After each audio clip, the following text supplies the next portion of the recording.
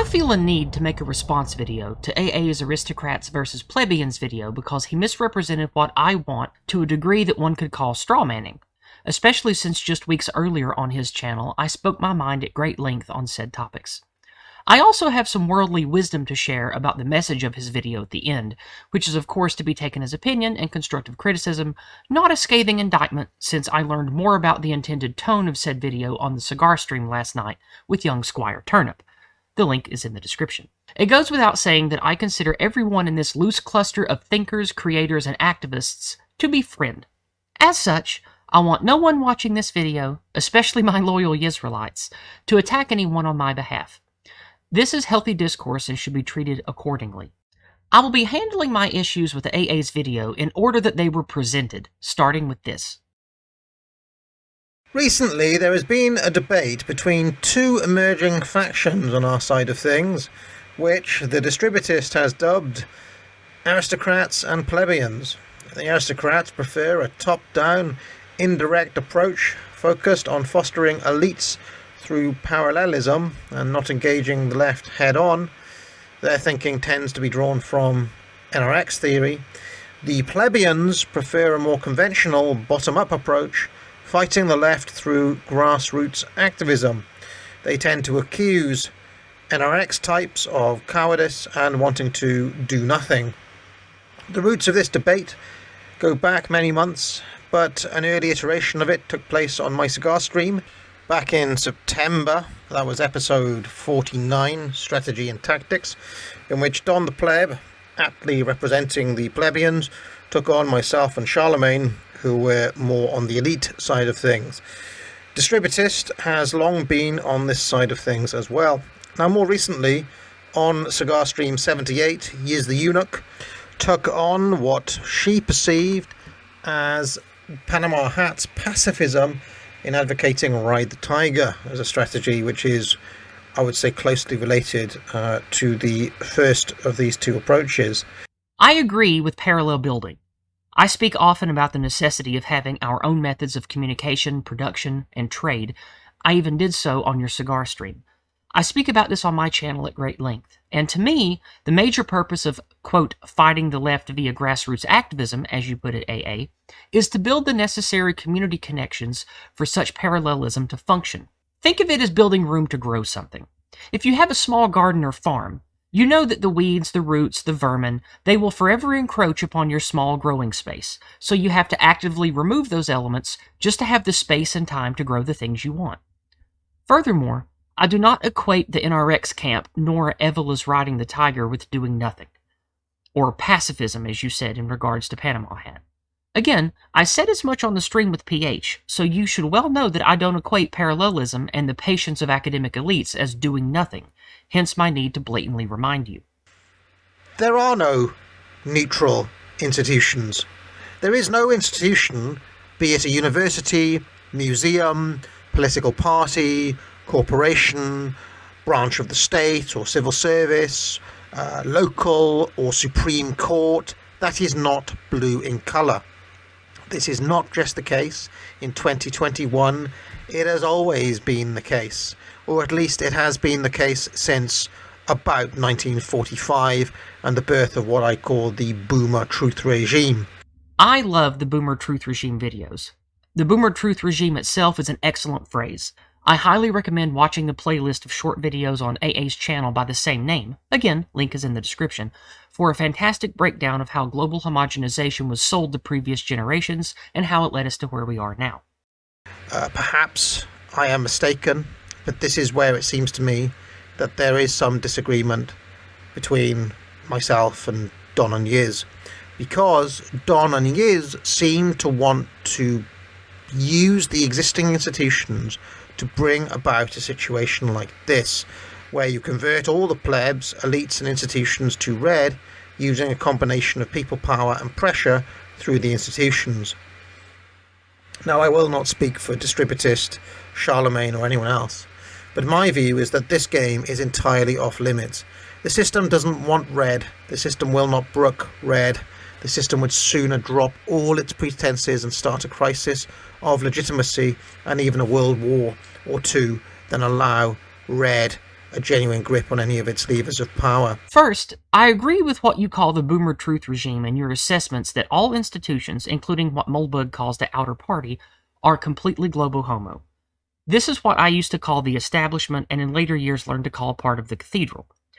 Next, you are definitely wrong about me wanting to, quote, use the institutions to bring about the opposite situation, unquote. I have never said nor implied that this is my tactical goal. You're not American, AA, and I don't hold that against you, but I think your model misses the intermediary blocks of the institutional chain here in America. Many local offices, municipalities, and state or county level institutions are not completely lost or even created by the global homo regime. Many rural ones show no signs of infection at all. It is at these local, county, and state levels that I believe utilizing the existing, quote, institutions, as you call them, has tactical value, even if they are eventually beholden to the corrupt state leaders and the federal forces further up the chain. Doing all we can to keep the anti-whites and the globalist agents out of our local institutions is a good thing. Not only does it keep the Leviathan's infectious tentacles at bay so we can have a better chance at building healthy communities, but through doing so we build a network of people willing to fight, willing to build, which again is what we need going forward into the darkness. Keeping hope alive and cultivating a healthy fighting spirit is of critical importance, because that flame is what fuels the men and women we need to build a parallel society. Finally, what you say about the Hydra not allowing its institutions to be lost is correct.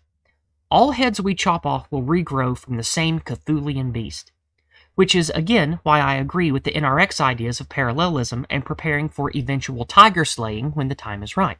What form that will take as technology advances and paradigms shift, I can't say. I doubt anyone can. But I know that for us to have a future, we must expel or destroy the beast entirely, as it is impossible to wrangle, and doing so merely infects the wrangler.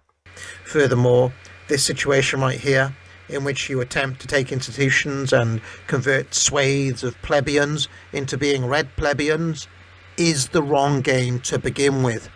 Why? Because all regimes, everywhere and always, all throughout history, are top-down. All political movements that ever got anywhere at all were top-down. All popular movements that seemed driven by plebeians were actually astroturfed and driven by elites. Think of Greta Thunberg. If you look at popular protest across history, it is Greta Thunberg's all the way down. This is why I don't also push for rank populism and instead push for localism. As I shared with you on the Patriotism Cigar stream, the outer party institutions excel at weaponizing nationalism into harmful patriotism, and populism is the medium for that. Pushing for populism and seeking a Trumpian populist leader to fix everything is exactly how we get the jingoist version of the useful idiot I discussed in that stream. When I say things like appealing to the common man or getting the guy who just wants to grill to take action, I mean that through the lens of localism and parallel building, not rank populism. What is my proposal? I believe Charlemagne and distributists have similar, if not identical, ideas. Well, first, forget the idea of mass conversion of normies and plebs. The situation as we find it right now is more like this. The vast majority of people are blue. Note that I include in the blue number all establishment right-wingers and all centrist anti-woke types like James Lindsay. Let's say in 1,000 people we might be lucky to have 1 or 2 people we might realistically say are red. My first proposal is that these people and folks, it's you. It's literally you watching this. It's you, Dave. It's you, Charles. It's you, Don. It's you, Yizz. All of these people who are red must be leveled up, both in terms of learning and in terms of becoming your best self. If your understanding and ideological commitment is currently at 6 or a 7, you should strive to make it a 10. The first step must be to create a vanguard of 10s. A 10 is not Jordan Peterson or James Lindsay or Dave Rubin. A 10 is someone who has total commitment, total rejection of the lies of the enemy, total embrace of the teachings of the red way and not the blue way. This is a rare person and a difficult thing to achieve because, recall, all the waters we swim in are blue. We have now come to the end of my video, which is my constructive criticism and opinions segment. This is in response to the Network of Tens segment that finished your video, AA. Perhaps my thoughts here are due to me being an estrogen creature with the dormant Y chromosome, so keep that in mind if this comes off a bit soft. On the cigar stream with Turnip and I Friday night, again, link in the description, you said that the goal of your rhetoric was to inspire others to be as close to tens as possible. While I agree it's important to inspire others to achieve the best they can, the tone of the final segment of this video I thought was rather bleak, especially after the "it's you and you need to level up" introduction. I heard a powerful message of only tens matter, that anyone who isn't a 10 is meaningless. And in our dark times, where young men and confused women need anything besides the bleak hellscape of modernity, I hope you consider the hopelessness this line of thinking could instill in many viewers. Think of the millions of young men looking for answers in a society who hates them for being white and male, a society where they want to matter and find purpose. What message do you want them to have? Unless you're a 10 out of 10 super Chad who can become a brilliant elite, then you're useless? That seems like going too far to me on the stick and forgetting about the carrot. So, with that being said, I'm going to end this video with a bit of rhetorical flourish. No one starts off a 10. Very few die a 10. A true 10 may stand atop the greatest mountain, defiant of the biting wind, the bitter cold, and the harsh trials he overcame to reach the summit. But without communities to celebrate him, without lesser men to inspire, then the top of the mountain is merely lonely and cold.